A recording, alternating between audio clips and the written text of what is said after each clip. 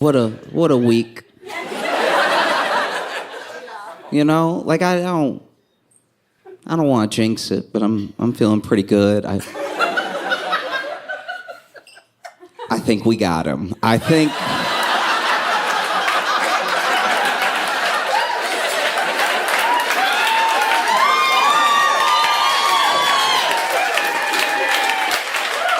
In case you didn't know, Diddy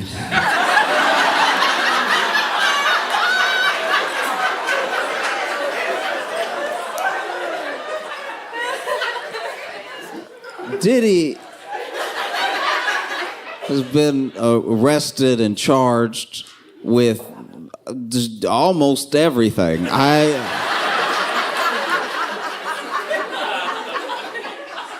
Initially, it was sealed, and we just knew they were going to be holding him for a little while. And then they unsealed, and we were like, what? Because Diddy is very important for people to understand. Diddy is, when I say a monster, it's just because I don't want to swear. Diddy isn't a monster the way that, like, a person in your life that you know is evil is a monster. Diddy is a monster in the way that I'm pretty sure even the devil is like, ooh. Ooh, somebody coming for my job. And I know that, you know, you're supposed to say allegedly. But he did all of it. He did everything. He did everything that I believe that Diddy did whatever they say he did. And that doesn't just apply to like the cases he has now. I believe Diddy did stuff he hasn't been accused of yet. I believe Diddy caused inflation.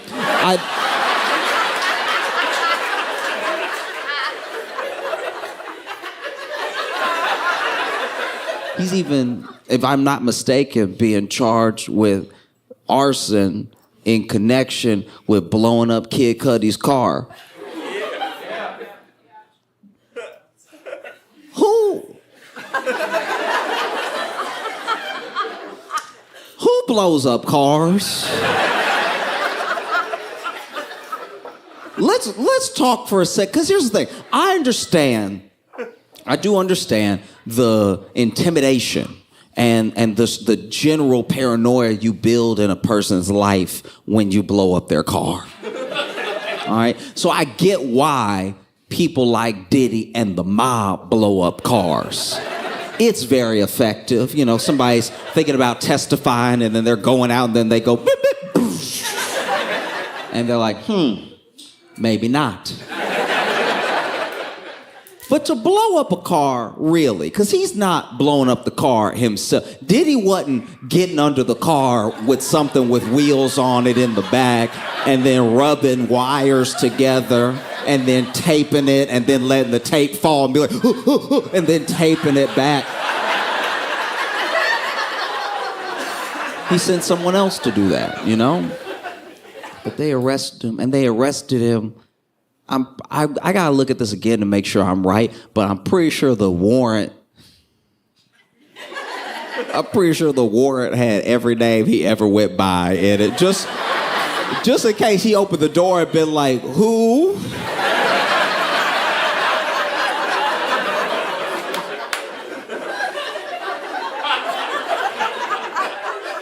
No, I don't know a Puff Daddy.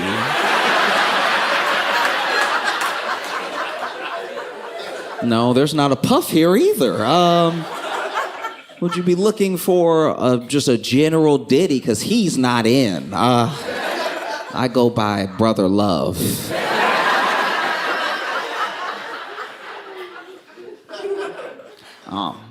This man did everything. You know, and then they arrested him. They got him locked up in Brooklyn in one of the worst places to be locked up. It's really bad.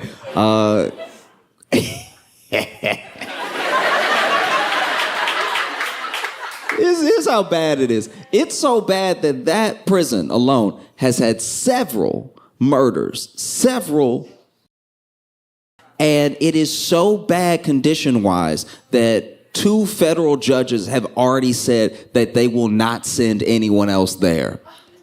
That's where they sent him. And this dude...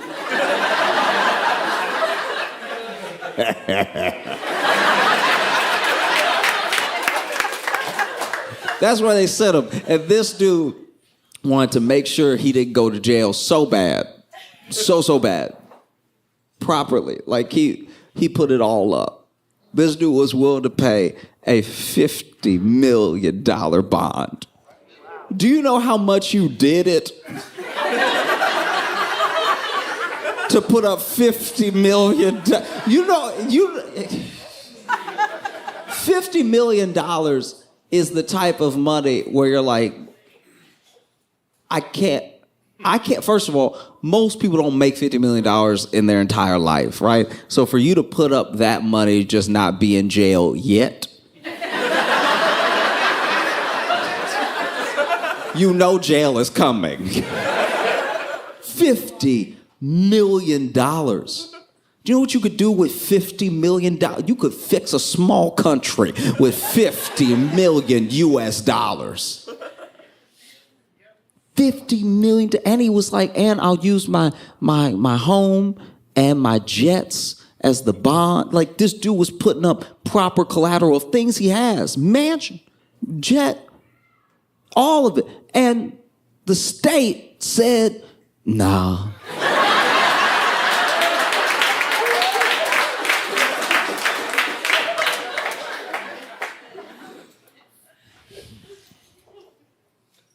Just to fully paint the picture,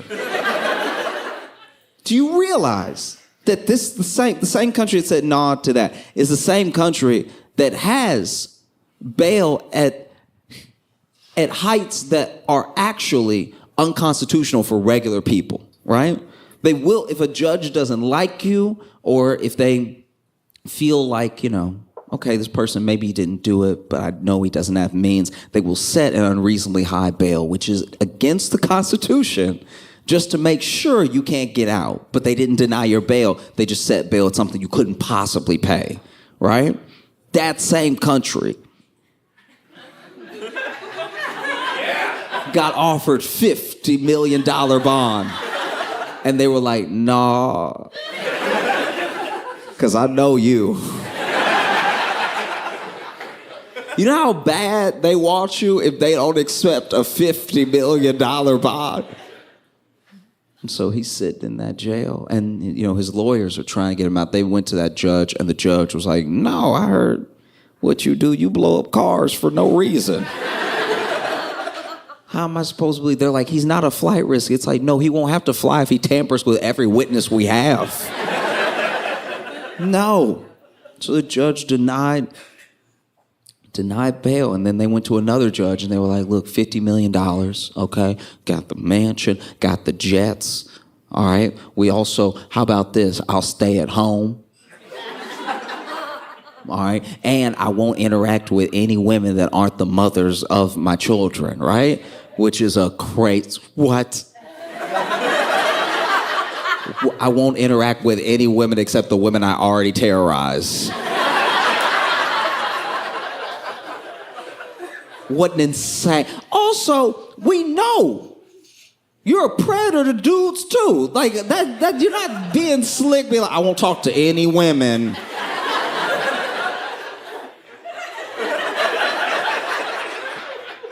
No. This dude is the devil. So they denied it again. And his lawyers were pleading. They were like, please, listen, the prison that he is in it's horrible. It's absolutely disgusting. It's terrible conditions. It's traumatizing. It's in his mental health.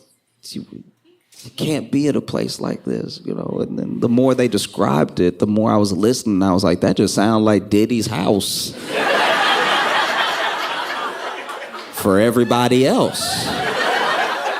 And raided his house, found all manner of stuff. They found 1,000 bottles of baby oil.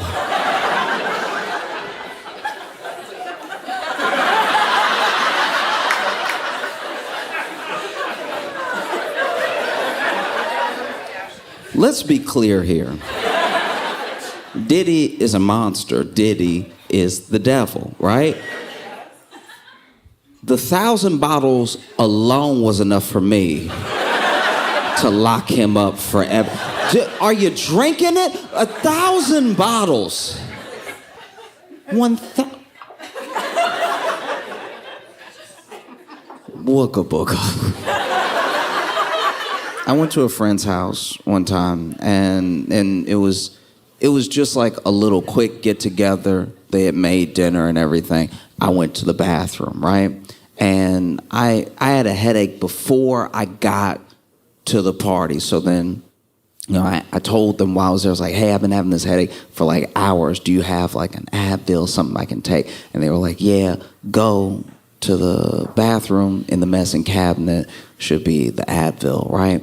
And so then, chatting, I finally go over to the bathroom. I open the medicine cabinet. The Advil is not there. And so I go to that lower part, under the sink. I'm like, maybe the Advil will be under there. And under the sink, I saw 3 bottles of baby oil. And I was like, these are some freaks.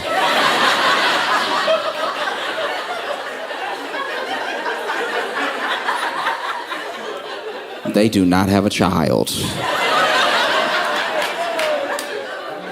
And they had 3 bottles of baby oil. 1 bottle means you get busy.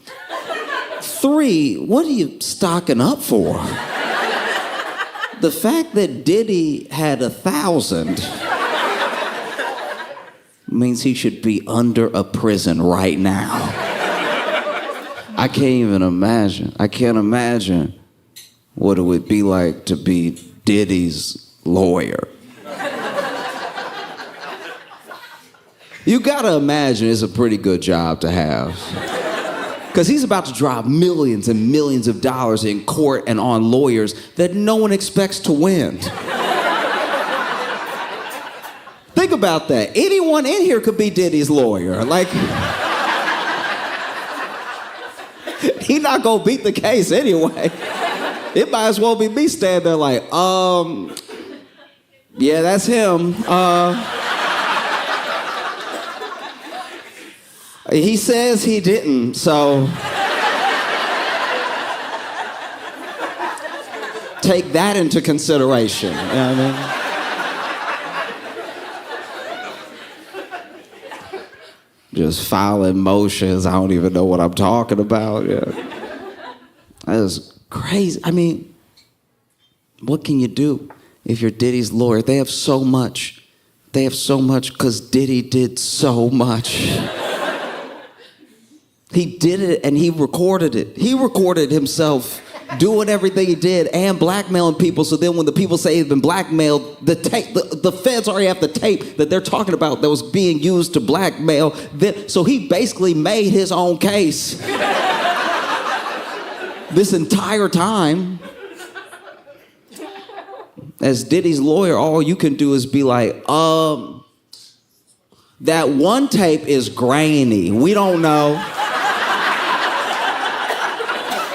We don't even know if that's him in that one, okay? The other 222, yes, but this one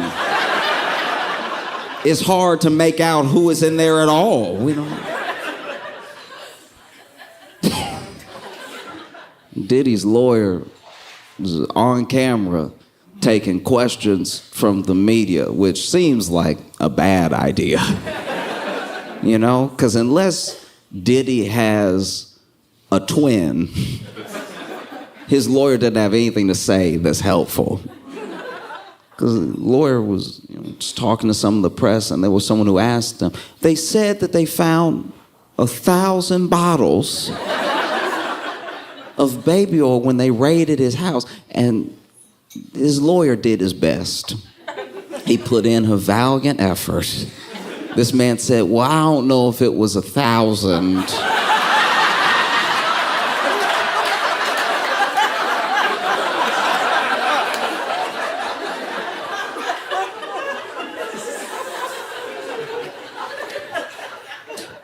It was a lot. That's your lawyer. It was a lot. But you know,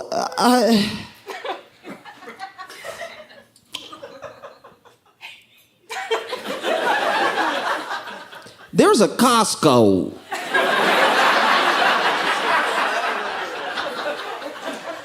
just down the street from his house, and as you know, Americans love to buy in bulk.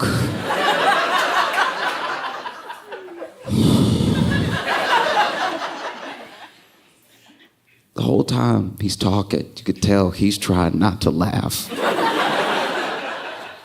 It's like, if he's buying the baby oil in bulk, why wasn't anything else in bulk? You know, it's insanity. We should have known, and I think a part of us did know, that Diddy was the devil when he did Making the Band. If you're too young to remember, there was a time when MTV had music on it. And in that time, Diddy, who I think went by P. Diddy at the time, maybe, or Puff, or it was Puff, he was him, okay? And he did a show where he would try to make a group, right? A hip-hop group or an R&B group or whatever. And throughout the course of that show, he would America's Next Top Model these people, all right? He would put them through absolute hell. There was one time that I think he made them walk, I'm gonna get this wrong, but he made them walk from like Brooklyn to Harlem to go get him a piece of cheesecake. And we watched it and we were like, that seems excessive. I don't know what that has to do with singing. The show ran for a few seasons and a couple of people came out of it, but most of the groups pretty much failed because he wasn't really making a group. He was just manipulating people. He was just being terrible, you know? I think we should have really known who Diddy was through and through a couple Halloweens ago. Because I don't know if you remember, but Diddy went as the Joker, and he was an impeccable Joker. This dude had prosthetics on or something, and he looked more like the Joker than Heath Ledger did. This dude had the hair and everything flopping to the side and stuff, and he had the movements going. He had a purple suit, had the green hair and the red lips and the big scars and everything. It was truly terrifying. And everyone he ran into was like, oh, good costume. Chose Halloween to dress up as the Joker. Halloween, a day where we all put on a mask. We all pretend to be someone else, except that nigga. Like, that man was just wearing his true skin. This dude was walking around as a Joker like, I've never felt more free. Everybody terrified when they look at me. He rolled up on Tyler, the Creator. And Tyler, the Creator, was just looking at him like,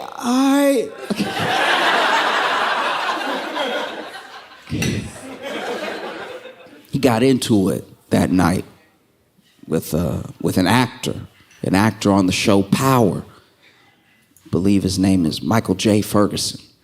And I don't know what started the altercation, but all I know is people started filming it, right? And it was Michael J. hands low and everything. He had big muscles, he a big dude and everything. And he's cursing Diddy out. Right now, he just thinks he's cursing this weird Joker out, I think. You know what I mean? Because he's just going at him, what? What you gonna do? Nothing, you know?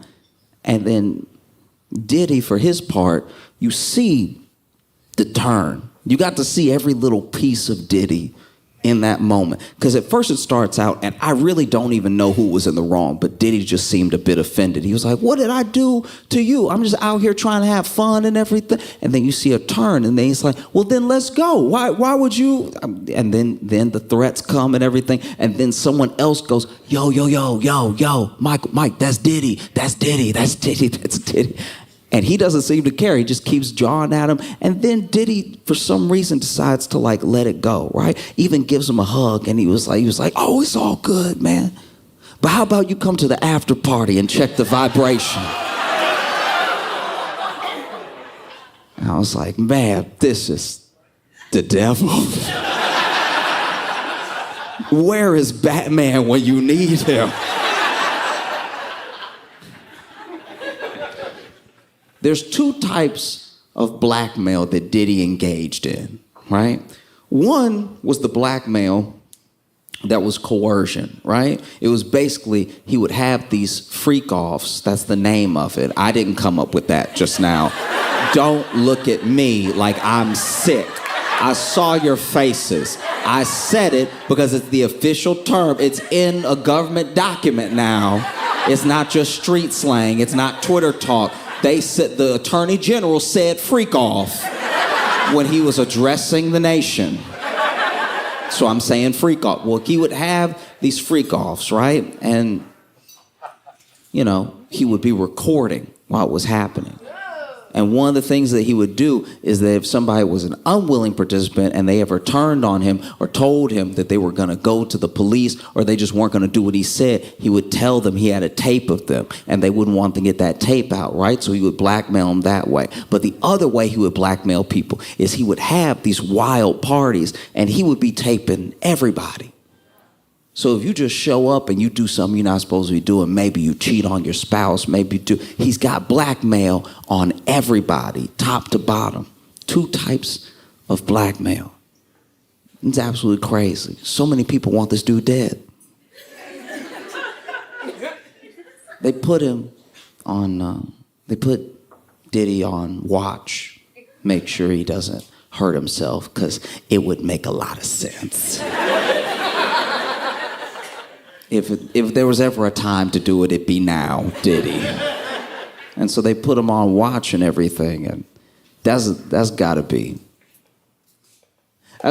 wild to be like a powerful person, one of Diddy's friends, you know, knowing you were at some of these freak-offs, knowing that he has dirt on you. He might tell on you, and you just sitting there at home just praying.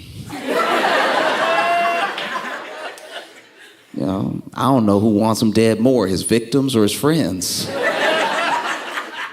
That dude is such a monster, and now every clip of him being weird ever has resurfaced. And it turns out he was being weird the whole time.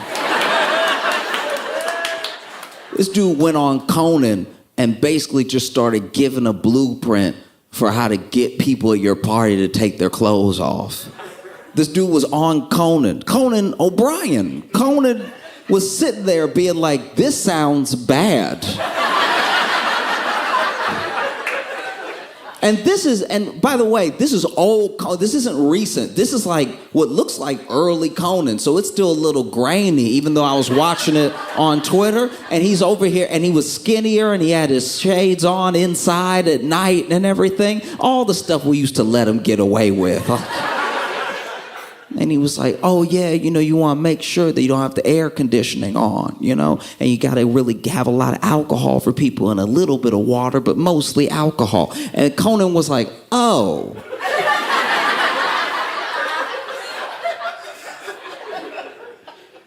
You could see in Conan's eyes, he was fighting to find a commercial. He was Diddy talking like it's nothing. And like, he's like, oh, yeah, okay. This is one of the wildest things to me about Diddy, right? Is that he made an enemy a long time ago in a man named 50 Cent.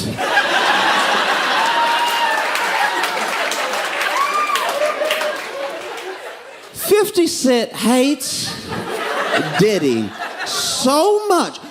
Okay. You ever been in a situation where, let's say there's somebody that you work with, right? And we're both just regular people, but y'all work together and you don't know what it is, but you hate them. And it's not even because they're bad at their job. They're not even being particularly annoying on purpose, but you can't stand. Every time they pass by, you want to grit your teeth. You hate them. You don't even know why. You don't know where it came from. You just hate them so much. Maybe they have a little quirk, or maybe they chew real loud. Maybe they chew so loud you can tell what they're eating. You know, just something real gross. Maybe they swallow weird and you can hear their esophagus and stuff. And y'all take your lunch at the same time, so you sitting in there while they eating, enjoying it, yumming it up. You put your AirPods in, you can't drown it out. You still hear and then every swallow just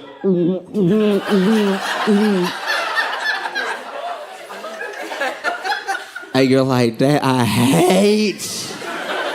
Ooh. And then things keep happening because y'all work together. Y'all work at the same job, so you have to interact with them. Maybe they're even in a different department, but you have to interact with them from time to time, and you hate it because they always bring up the weirdest conversations. They got a lot of feelings about tube socks. 6 sentences into a conversation, you're like, who is this dude? What? Y'all get each other for Secret Santa.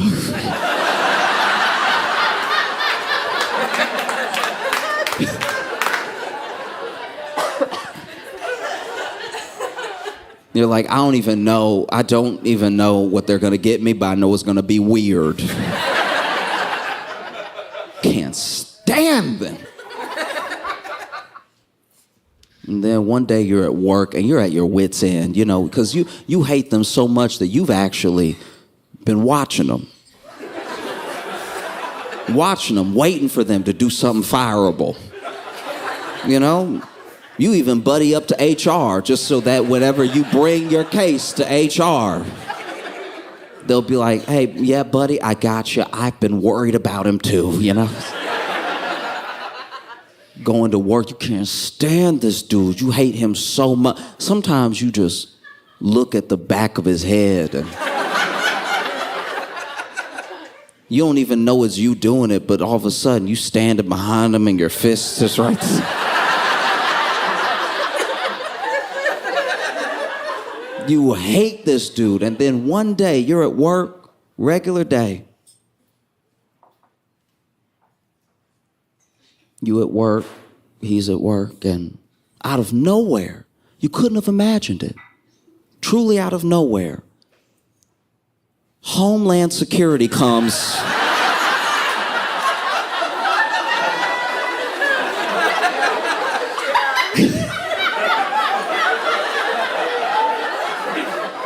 And arrest this dude in his big mink coat or whatever he's wearing.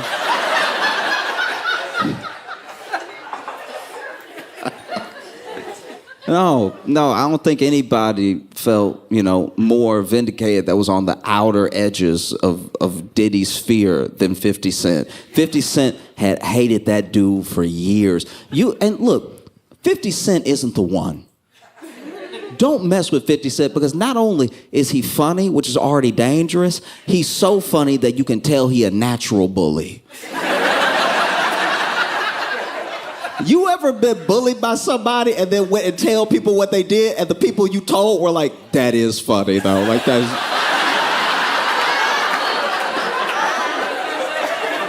I know it's wrong, but that was pretty good, like...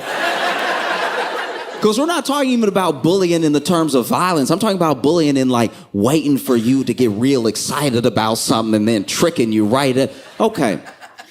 50 Cent, early in his career, he couldn't stand a dude named Ja Rule. If you don't know who Ja Rule is, then 50 Cent did his job.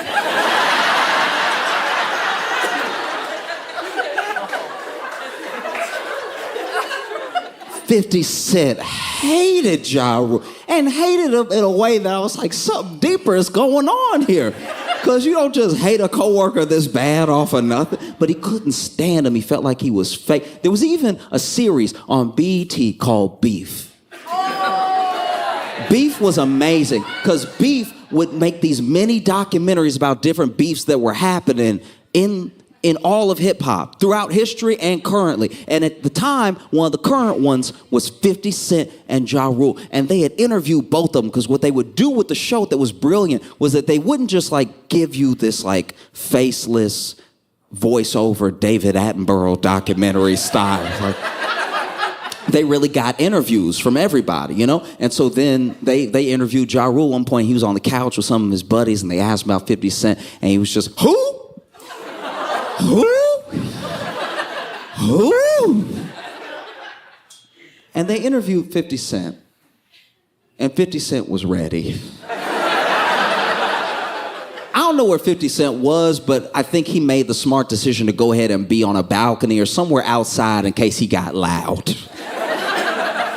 And he just went in on Ja Rule like they had been longtime enemies. These are two dudes who I'm pretty sure don't know each other at all. But 50 Cent, at one point, he even said, this dude, I'll never forget this. This is when I fully understood like hate on a petty level in my life for the first time. Because I was a teenager watching Beef on BET. And he was on the balcony, so the balcony railing's about here. And 50 Cent just, they did a perfect job with the editing, by the way. They keep cutting back and forth. So every time they give a detail about Ja Rule, 50 Cent said something treacherous, right? It was really great, you know, because then Ja Rule would say something along the lines of like, I'm a star, I don't need to worry about up-and-comers hating on me, blah, blah, blah. And then it would cut to 50 Cent. 50 Cent would be like, yeah, go hang out with the pop stars and Christina Aguilera, whoever you want, if they'll accept you. But dog, you fake, you're fake, you're fake. Like, it was like he was getting angrier and angrier throughout the interview. And I remember the interview because the last time they cut to him, I've never seen anything like it. They cut to this dude one last time, and he just went, psh.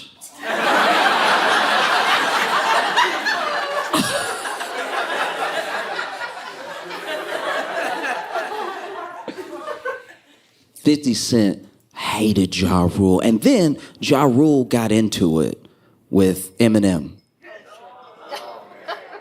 And Eminem and Dr. Dre had, you know, signed 50 Cent, and they were a huge part of his career, especially on the come up, and they collaborated a bunch, and they, you know, were touring together. They would have toured together more if Eminem hadn't decided to stay home and be with family and stuff like that. They tight, right? Making incredible music together, classics. And Ja Rule went at 50 Cent, went at Eminem, because he didn't have a crystal ball. He couldn't see the future. And it went terribly for him. I mean, Eminem just ripped him apart in several songs with references. There were moments, Eminem is too funny, you know? Eminem had a song with him. Haley's in the song, and she's like, is Ja Rule bigger than me? And Eminem said, no, sweetie, y'all are the same size.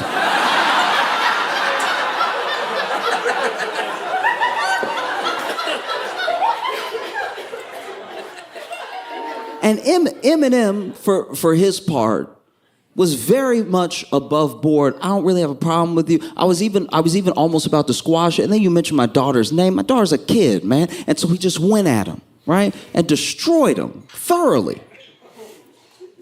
But 50 Cent was on a different level. 50 Cent was like, I don't think that this will ever be over. I don't care what you say. I don't care what you do. I don't care if you apologize to me. Never be over. I can't stand this dude. And Ja Rule goes to prison at one point. I don't remember what for. A part of me thinks 50 Cent had something to do with it, but there's no way for me to tell. But then, if I have my timing right, Ja Rule gets out of prison, and no matter when, I could be wrong about the timing here, but I know that the thing happened. Basically, Ja Rule has a concert,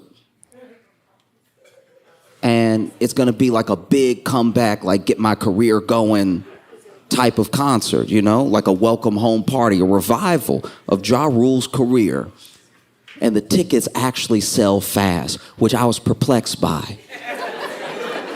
Because I was like, how? Not even as a hater, just like, I don't know. It's like if you found out everybody in the world was actually into air hockey, you'd be like, I had no idea. You always see the table there, but So the tickets were selling fast, and nobody was probably more excited than Rule. And then the day comes for the concert, and Rule goes out, and it turns out that 50 Cent had bought most of the seats.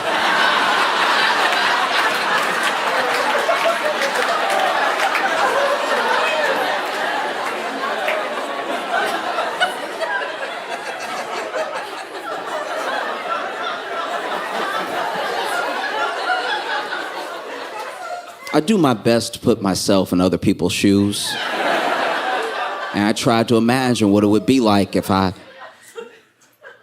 came out here and y'all weren't here.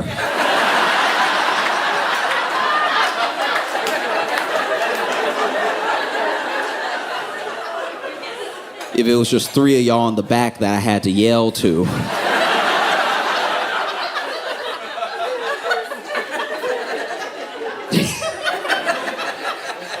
Imagine that, trying to still do the show. Yeah, it's crazy out here. But I said all that to say that 50 Cent and everything that happened is to show you that that's the dude that hated Diddy. Hated him so much, hated him to his core, couldn't stand him. For years he hated him. There was even a moment, okay, I'm sure you saw this, but in case you didn't, it's one of the things that really showed me that he hated him on like a petty level, a professional level, business level, all of it. I'm pretty sure it was Diddy that posted a picture of himself. I don't know where he was. Maybe it was New York, maybe it was not Miami or something, but he was on a bike. And he was just riding his bike, and then 50 Cent commented, he's smiling because there's no seat on that bike.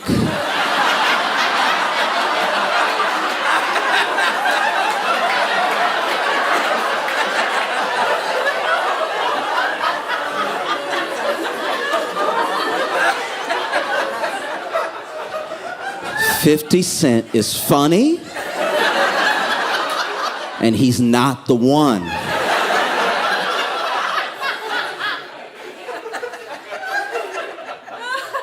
If 50 Cent came at me, I'd be like, should I just shoot myself in the leg or what? I don't want any problems. I'm very sorry for whatever I did. Please don't do this. Because I don't know when it really started, but you take it back, all the way back to the early part of 50 Cent's career, and he's popping, he's killing it, right? Get Rich or Die Trying is an all-time hip-hop classic. Curtis, all-time hip-hop classic. This man is pumping out amazing music. He's having incredible tours and everything. And at one point, he goes, this is years later from the time I'm talking about, but we're going to get back there. He goes on the Breakfast Club, and he talks to them about, things he's promoting, and he's just chilling and everything. And Diddy comes up, and he tells this story of being at a wedding. I don't remember whose wedding, but he was at this wedding, and just hanging out and everything, and Diddy's there, and Diddy's chatting him up, being like, man, I like you, you real cool dude and everything. Like, yeah, we should hang out. Let me take you shopping sometime. And then 50 Cent said, what?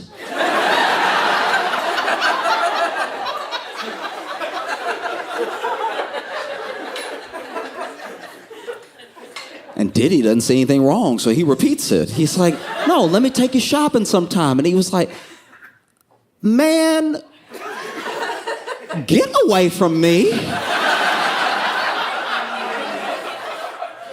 Because Diddy is so hated by 50 Cent that apparently a decade ago, 50 Cent just started gathering information on Diddy. As much as he could find. And he started working on a documentary series on how bad Diddy is. A documentary, he did interviews, he hates this man so much. I've heard of gossip. I've never heard of like, no, okay, we're gonna have the whole crew there by 3, all right? And we'll have a place for you to sit, we'll have some snacks and everything. We'll just chop it up, we'll just chat. Tell me everything that he did, that bastard, right? A documentary series that he's already potentially sold to Netflix. He hates this. I've never hated. So I not only do my best to not be a hateful person, I really try to let things go and not hate anybody. So I don't even know what it's like to hate someone. So I've never hated someone. So imagine hating someone so much you're willing to edit.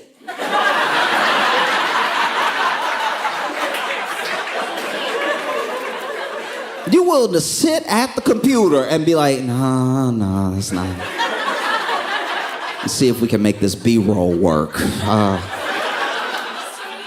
This dude hates him so much that there's actually things on the cutting room floor that didn't make it in. Imagine you hate somebody so much you don't even have time for how much you hate them in the thing you made about hating them.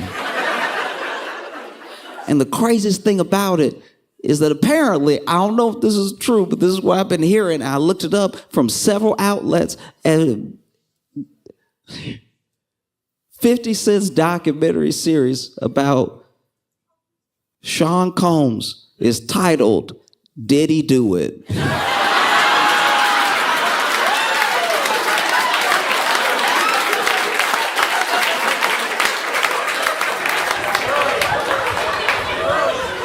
This is the worst enemy to have.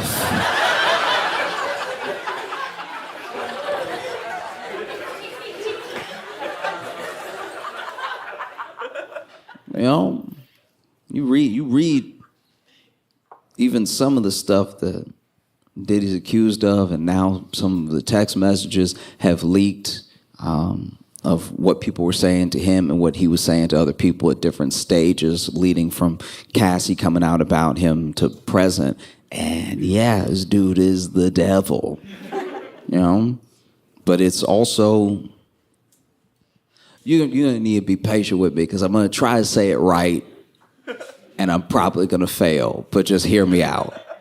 You can tell that these people texting Diddy, the things that we've seen so far, because the trial hadn't even started yet. So the things haven't even come out that are the things that people are worried about. Because trust me when I tell you, Diddy the Black Epstein, they already put that dude on watch.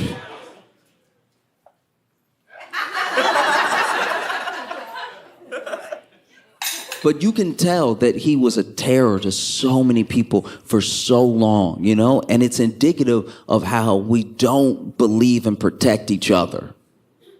You know, it's really important that we do. Someone like Diddy is a prime example. When someone comes to you and they tell you that something happened, not only do you need to hear them out, you need to listen to what they're saying, but you also need to, with them, try to find a place where they feel comfortable to tell you more. You know, and what can be done about what they're telling you? Because sometimes people tell you something, they don't know what else to do, so they tell you, and they're like, don't tell anybody, don't do anything, right? And I'm not saying you should disrespect a person's wishes. I'm just saying that on top of that, you really have to talk it out with them and be like, are you sure you don't want me to do anything? You don't think that there's any recourse? You don't think, let me bring you options. Let me try to help you through this thing, right? Because we don't do a good job of believing women, but I'm telling you this, and I know it's not going to sound right when it first hits your ears, but please hear me out. We also need to do a much better job of believing men, because it is not easy at all. It's one of the scariest things that a person can do, to come forward as a survivor of anything that's happened to him.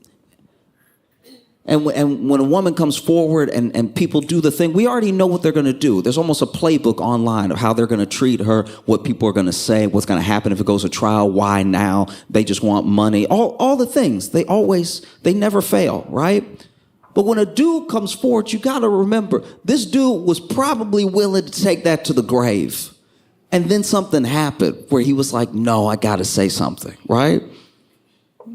You You know, there are so many people who would rather die than have people find out what happened to them. So if they tell you, you got to believe them. So many people are letting the fact that Diddy's bi overshadow the fact that he's a monster.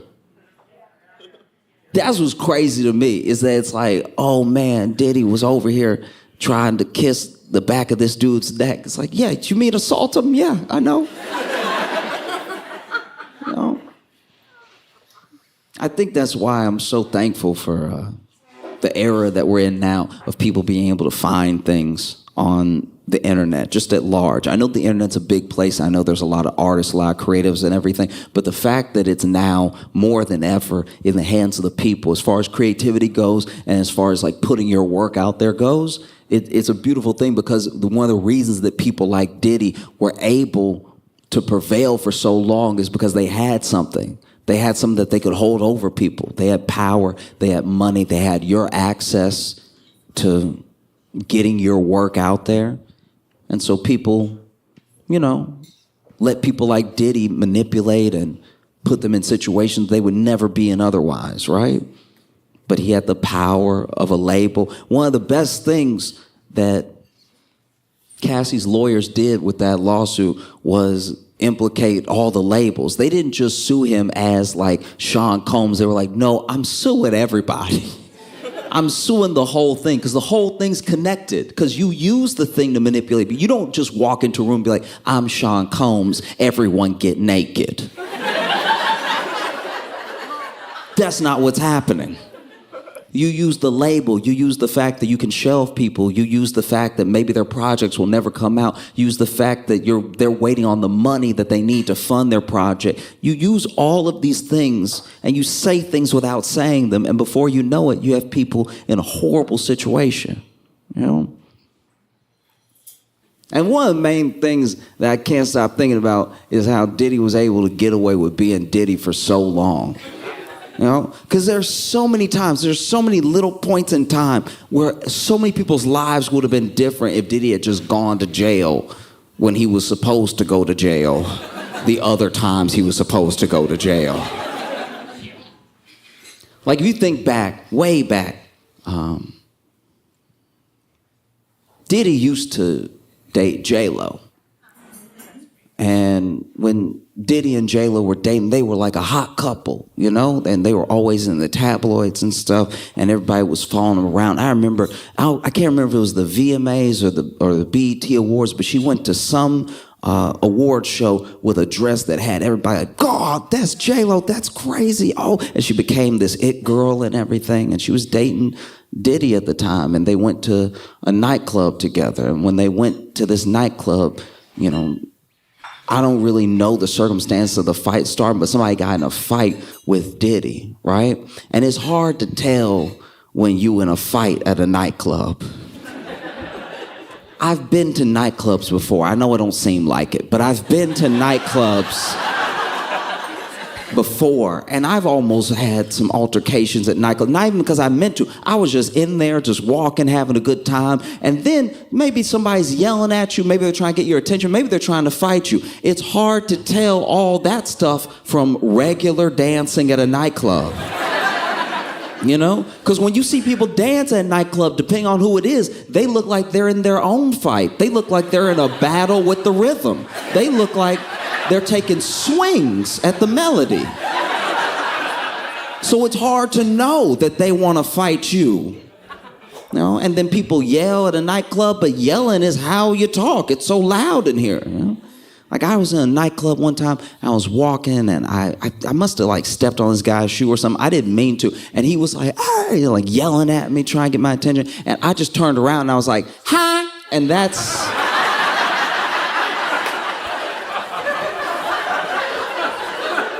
That didn't do me any favors, right? Because I really didn't hear him, but leaning over and being like, ha, that's just offering up my face for the punching.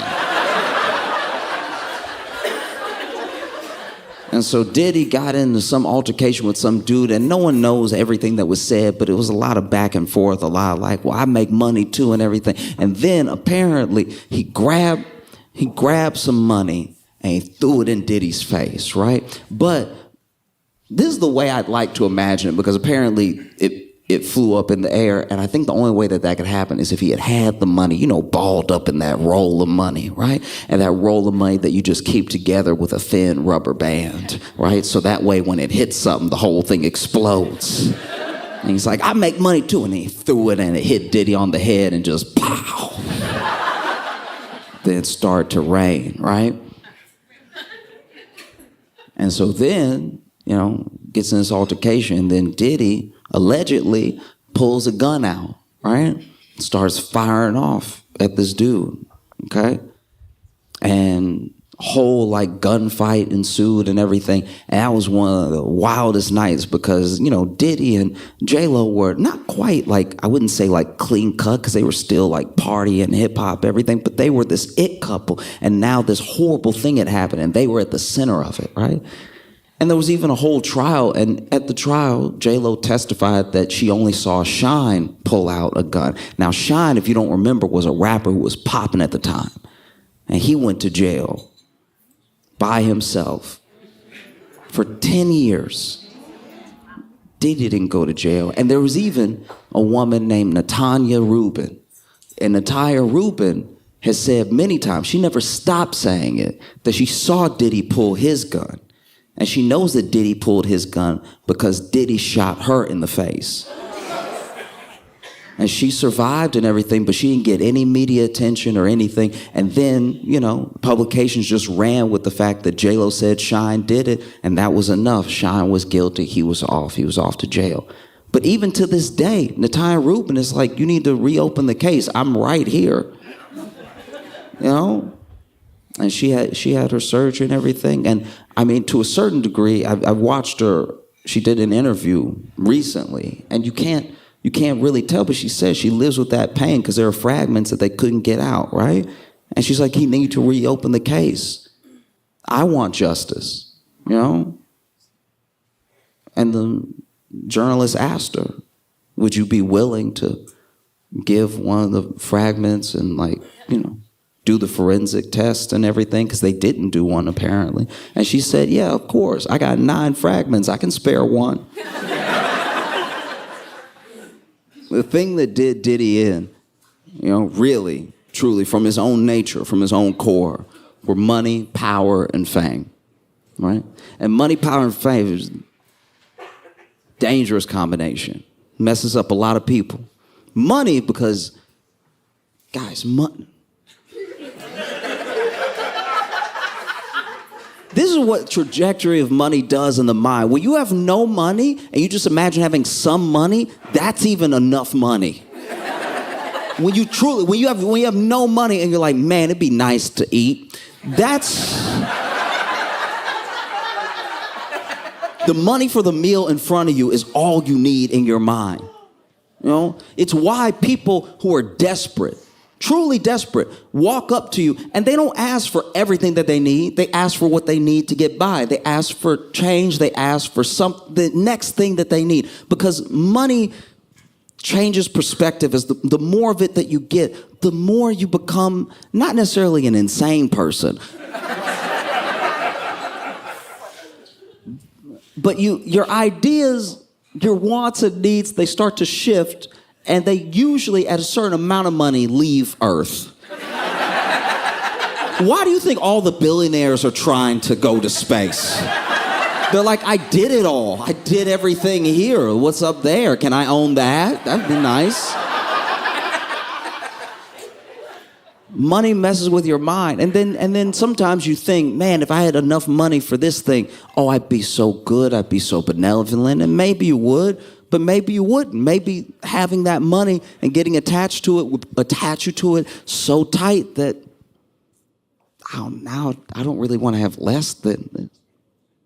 I don't know anyone working in America that's willing to get paid less. You know, we all have, and some of it's just human nature. We all have a little upward mobility, thinking about what's next, thinking about how we can build up. I'm not saying that's wrong at all. I'm saying at a certain amount of money, you just lose your mind. You know? And then power. Money and power, they get people to do some of the same things. Money, I'll give you an example. I was in Vietnam a little while ago, right?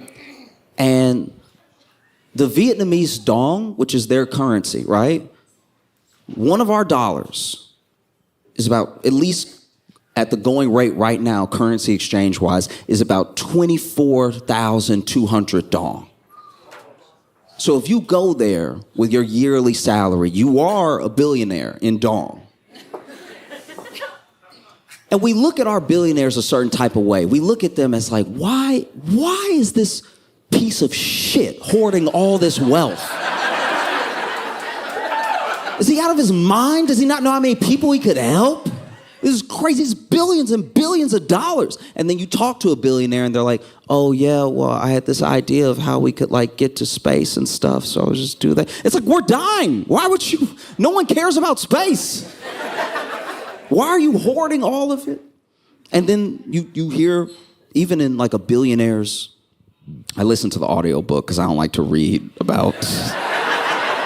I want to know a billionaire's life, but to read it and learn it all slow feels upsetting. I'm just like, let me just let someone tell me so I can feel like I'm talking to a friend, like, what? You know what I mean? Like, that's a little bit smoother of a process. But you talk about, you know, like a billionaire, and the way that they think about us is insane. There are even billionaires that they've said it. Different billionaires are different levels of like loose-lipped. And there are billionaires that have properly said to a camera that they knew was recording. If people knew how good my life was, they would bring back the guillotine. That's what he said. And then you hear other billionaires tell it, and they're like, well, you know, if people are too dumb or too lazy or too scared to take the chances to make money, that's on them. The way that they think about us is insane. But then you see an American, a Brit, maybe somebody from Australia, go to Vietnam and be a billionaire, and it is harrowing how many people turn into our billionaires there. I watched it. I was in a market, right? And there was this British lady that was trying to haggle with this woman who had made this like homemade, like knitted little bag, right? And she was charging like, I don't know, maybe like 5,000 dong for it. Now remember, I told you $1 was 24,000 dong. And this British lady is actually proper, like haggling with her. Like being like, what about 4,000? She's like, no, it's 5. It's like, what about 475? No, 5. And she doesn't know much English, and the British lady's getting annoyed with her, and I'm getting furious because I'm like, you realize the pound is doing better than the dollar, so you're just haggling like, what if I gave you nothing? Would nothing be good? What about nothing? You would love nothing though. Like if I gave you nothing, that'd make me feel better as I left. And this person is a billionaire, at least right now. You can tell that they're broke in Britain, though. Like, only a broke person would go somewhere else and then try to be rich really hard. Like, that's... I don't know why you fronting. You know you could only afford the flight. I don't know why you acting like this right now. Acting like these people are trying to cheat you out of something. You know you already have a leg up. It's crazy. But it is how billionaires think sometimes. Because then when we work at a corporation that's $1 billion, maybe even you work at Apple, Amazon, you work at one of the truly big ones that's about to hit the trillions of dollars, right? And then you want a raise, and you want a substantial raise, and it's nothing for them because they have billions of dollars, and they're still like, why should we give you anything? It's the same mentality, right? And so Diddy had money, and he had the type of money that makes people do things, bend to your will and everything. And so he bent it, and he had power. And this is the thing about power. I'm someone who wants very little power. Because I don't know, I can think about what I might do, but I don't know what I would do with power. That's terrifying. Don't give me power. If I had the power to make Ted Cruz punch himself in the balls...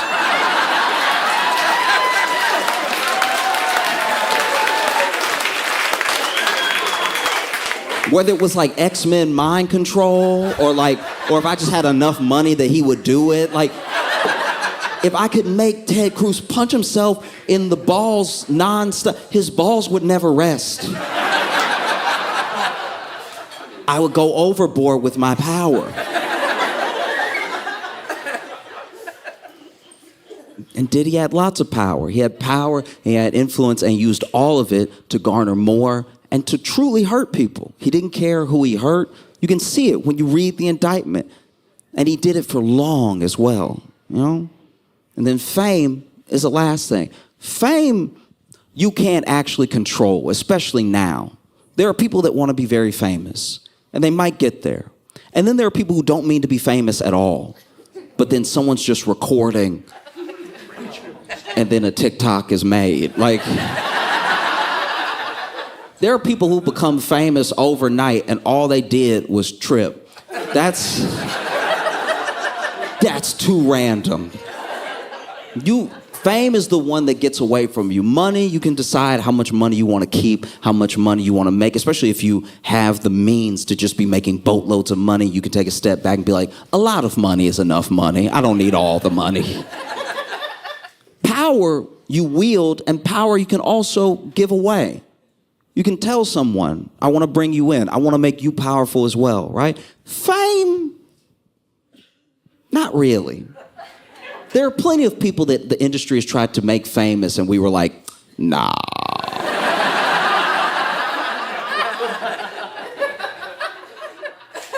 But people with power, people with money, they can promise fame, even if they can't deliver. And because they have so much money and so much power, it looks like they can give you fame. And so that's another way that Diddy manipulated and abused people, was through his fame and the promise of fame that was to come to them, right? And money, power, and fame is actually what screwed Diddy, not just his own. The fact that he finally met up with the U.S. government. No government is more powerful with more money or more famous. And when you put the two up against each other, his is,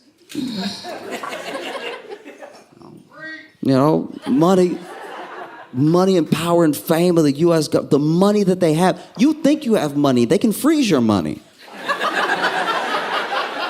You can show up to court and they'll be like, oh, you broke, Oh, I'm sorry, you thought you had money? Oh, I feel terrible for you. It must suck to be broke. They can freeze your accounts. Power? You want to talk about federal power? Look at the conviction rate of federal prosecutors. It's in the 90s for a reason. People either plead out or they're like, no, I'm going to be vindicated in court. And the U.S. government is like, I bet you won't.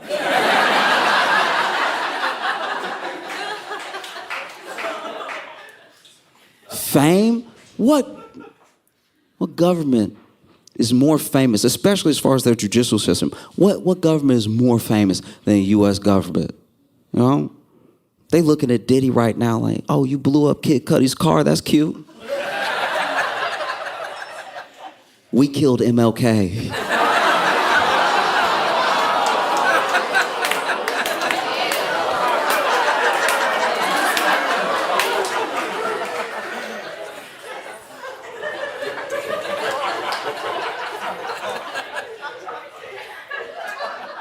And Malcolm X.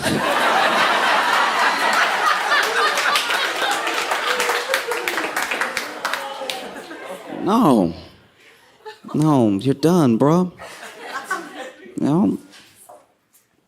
It's over. Because I think about how's a person become that evil? You know what I mean? And so a lot of it is ego. Ego's a dangerous thing. Ego is like a dish that only feeds you false fruit, right?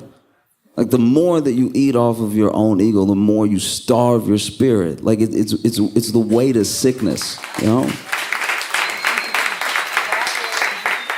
Like ego is this like still small voice, right? Telling you, The most important thing is I. Like ego stands in like the middle of pride right there.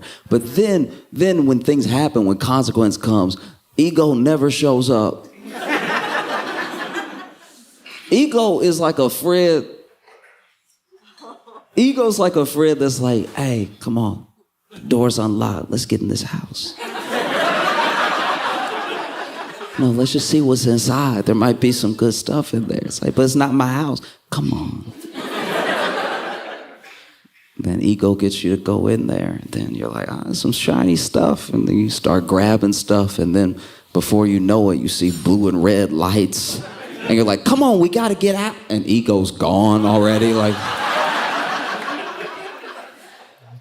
I think about how it got here, you know, and how many people Diddy hurt and why he was allowed to get away with it for so long. And I can't help but think that a lot of what he was allowed to get away with is because it happened to black women. You know what I mean? When people say protect black women, they don't mean that black women can't protect themselves. We mean that when you look at the stats and you look at who the powerful people hurt because they know that they can do it, it's the same people.